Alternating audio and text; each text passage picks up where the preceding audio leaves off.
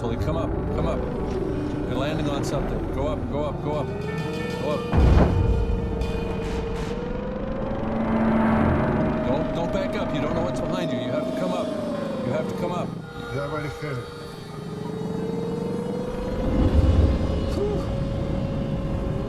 The enormous piece of hull lying far from the Bismarck is a mystery.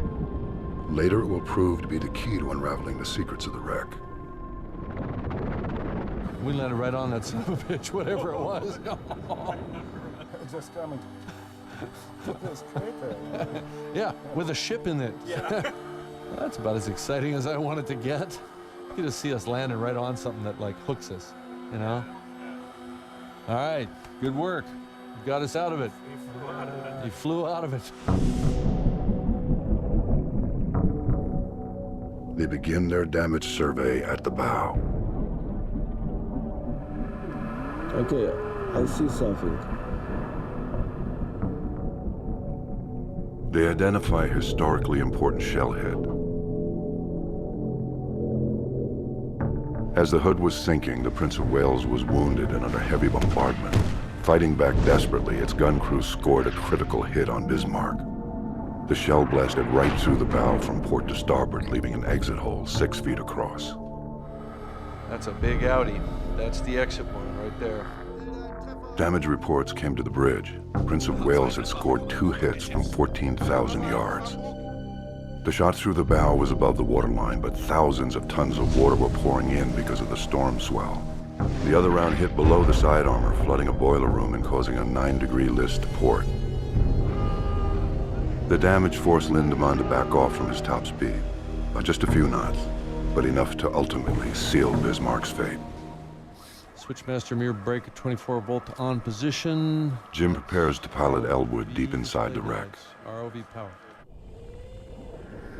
You get a fantastic perspective on these wrecks that you don't get flying around them in a sub. You really are like a person, you know, like it would have looked to somebody walking the decks at that time. On the starboard side, a shell hole near Carl's office looks as if it might be just big enough to get inside. It's a risky maneuver. We're gonna try to go in this hole, okay? But whether it's even bot rated, I have no idea. For better or worse, we're going in. Not even sure I can fit in here. Okay, we fit. Yep, you got it. Well, we're officially inside the ship.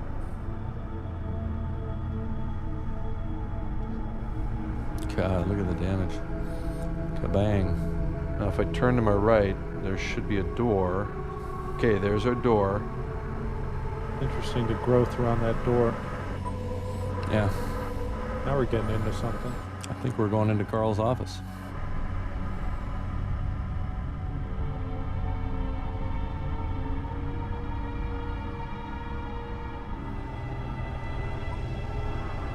This should be Carl's office. This is where he worked. This is right next to the adjutant's office.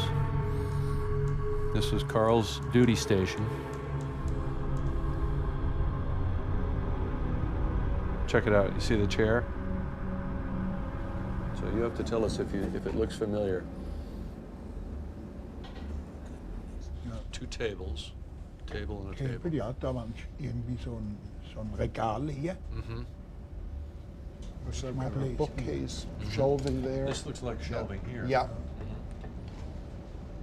So this is a very long table There's a right lange, here. lange Ja, tisch. det er en lang tisch, ja, det er right. 3 people sat there, one Ja, here, in the der other lange. one here. Ja, und da ging es hier Along rum und this es long- saß noch mal einer da. On the long table at the far right end, a So third rum person und dann saß sat. da noch mal einer. We looked for your typewriter, but we couldn't find it. Und da war eine Erinnerung wach. Yeah, that wakes up the memories. Eine Carl Erinnerung said. wach. It's right where you were. Ja.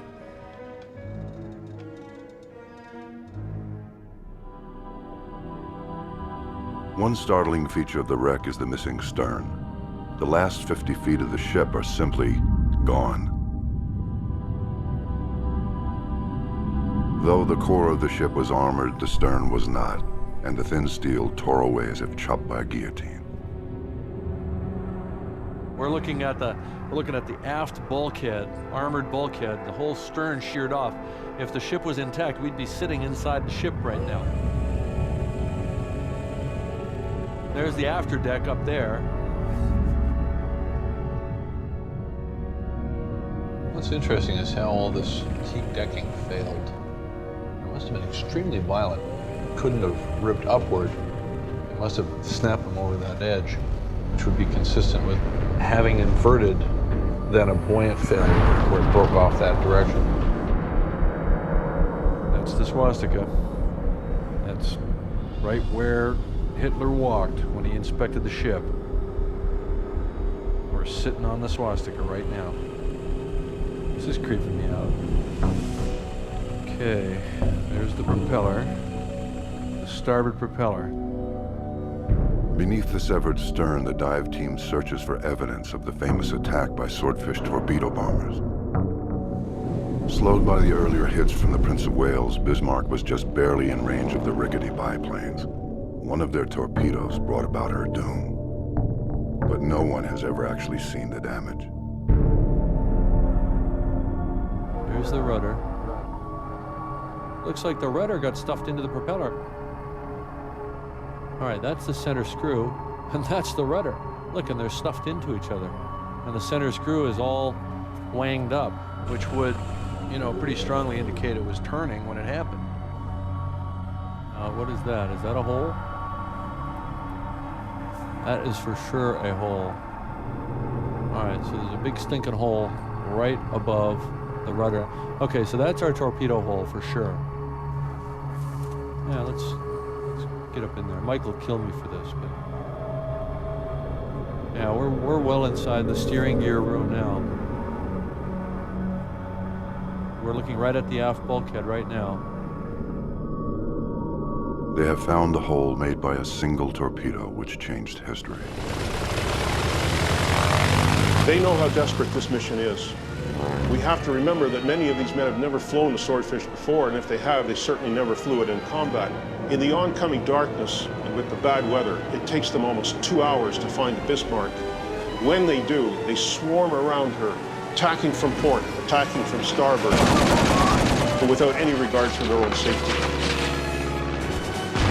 They're up against a ship that put up a withering curtain of anti-aircraft fire. And they're flying old and slow aircraft, but they are desperate to hit her.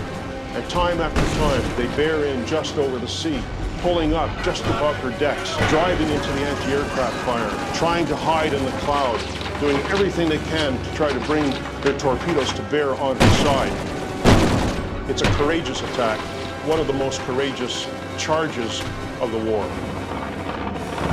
They launch torpedo after torpedo, but Bismarck evades them all, except one. Incredibly, a single torpedo makes a 1 in 1,000 hit on the starboard rudder, crippling the ship so that it can only turn in circles. The Achilles heel has been found. Desperately, the crew attempts to make repairs, but the storm seas swell in through the torpedo hole, driving them back. They never even knew the full extent of the damage. Okay, we're looking right down out of the hole. So if I just drop down, I should come right out. Given what we now know, despite all their best efforts, there was nothing that the Bismarck's crew could have done to clear the rudder. Lutyens fired off a terse radio message to Naval Command. Ship unable to maneuver, we will fight to the last shell. Long live the Fuhrer. The suddenness and finality of the signal stunned the fleet staff and the radio man on board. Word spread among the crew. Hope turned to despair. In the early morning hours, Captain Lindemann announced that they could help themselves to anything they wanted from the ship's stores. His words were like a death sentence. As the hours ticked away until dawn, the men prepared themselves for their final battle.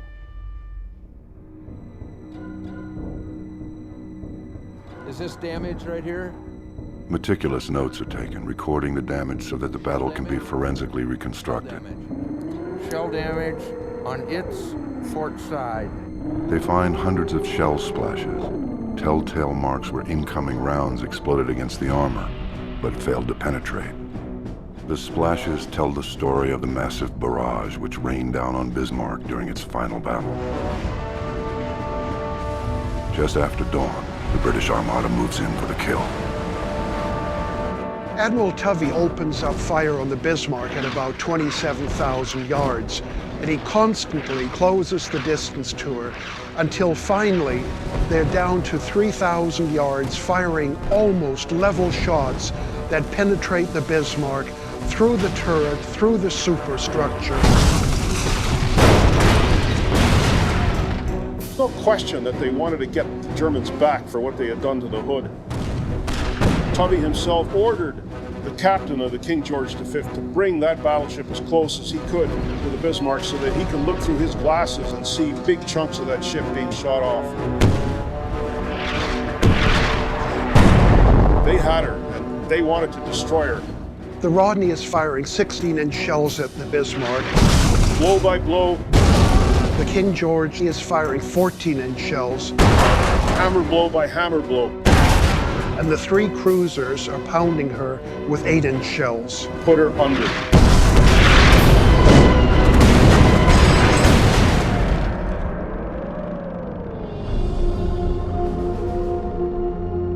The prime target for the British gun crews was the bridge. If they could take out the brain of the ship, they could render it helpless. The 4-story Admiral's Bridge was swept away in the sinking. But Lutyens and Lindemann commanded the battle from the Captain's Bridge, which still remains. Just aft of the Captain's Bridge is an armored conning tower, from which the ship's main guns were directed. It's an armored vault with walls 14 inches thick. Approaching from the starboard side, the subcrew is surprised to find the bridge and conning tower almost intact. Well, this thing sure got scarred up, but it doesn't look like it got blown open. It looks like they didn't crack that clamshell. That's a hell of a door. That is a good door. But as they come around to port, that illusion is shattered.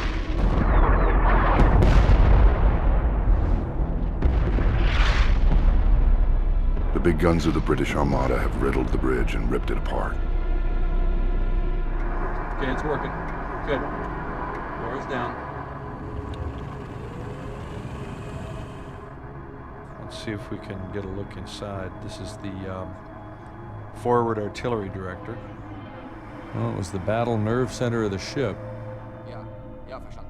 Chief Gunnery Officer Schneider directed all 4 of Bismarck's main turrets from inside the conning tower. At 9:02, one of Rodney's 16-inch shells scored a direct hit on the tower. The shell ripped across the deck and exploded against the armored tower, blowing off the 14-inch thick door. The concussion killed Schneider and the others inside, ending the coordinated command of Bismarck's guns. Imagine it rocked the Casbah when those shells hit it. God bless, look at these blast holes. So this is where that shell came in and blew right through the bridge. Firing from starboard at point-blank range, Rodney made the kill shot. A shell right through the Captain's Bridge. Boom. God, it just ripped it open, didn't it? Look, it just ripped through there, just peeled it back like some kind of cheese product.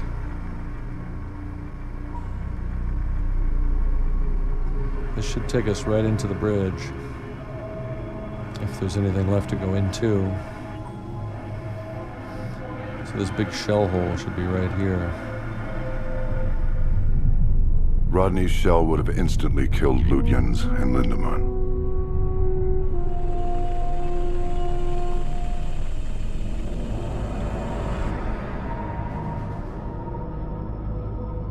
But at least we're seeing paint. Yeah. For a change. Somebody's office. See the desk? See the 2 desks? Looks like mattress springs. Yeah, this must have been somebody's bunk.